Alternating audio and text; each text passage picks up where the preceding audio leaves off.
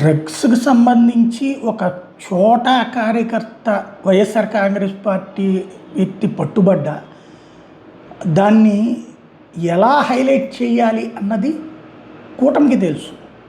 BJP పక్కన పెడితే తెలుగుదేశం, జనసేన ఏ స్థాయిలో అటాక్ చేయాలో ఆ స్థాయిలో అటాక్ చేస్తాయి. వాళ్ళకున్నటువంటి లక్షల ఫేస్బుక్, ట్విట్టర్ హ్యాండిల్సు, తర్వాత వాళ్ళ media, print media, electronic media, social media, digital media అన్ని వైపుల నుంచి ప్రతి నిమిషానికి ఒక పాయింట్తో ముందుకొస్తారు.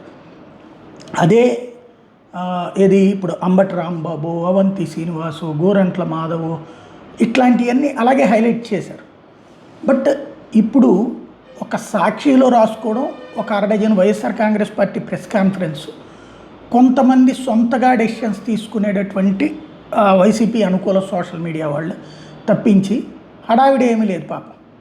అదే ఇప్పుడు తట్టుకోలేకపోతున్నది సాక్షి ఇలా రాసుకొచ్చిందనమాట.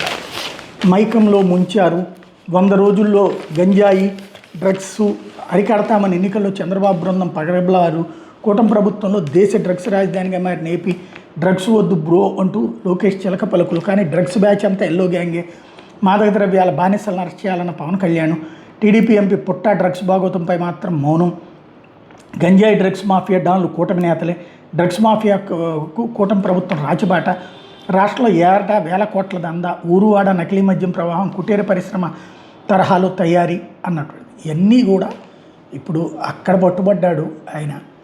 ఇంకోటి గంజాయి, మాదక ద్రవ్యాలు నాకు తెలిసి రాజకీయ పార్టీల నేతలుగా ఎవడూ చెయ్యడు, వ్యక్తిగత దుర్వ్యసనం. అది వైసీపీ వాడైనా ఎక్కడైనా. జగన్ నువ్వు మాదక ద్రవ్యాలు తినరా తాగరా అని ఎవరికి చెప్పడు, చంద్రబాబు నాయుడు ఎవరికి చెప్పడు, పవన్ కళ్యాణ్ ఎవరికి చెప్పడు. అలాగే అమ్మాయిలతో నువ్వు వెళ్ళి పడుకోరా అని చెప్పి ఇలా ముగ్గురు ఎవరూ చెప్పరు. కింద వాళ్ళ తప్పుడు పనిని, వ్యక్తిగతమైనటువంటి తప్పుని ఇక్కడ ప్రొజెక్ట్ చేయడం అనేది జరుగుతూ ఉంటుంది, అంతే తేడా.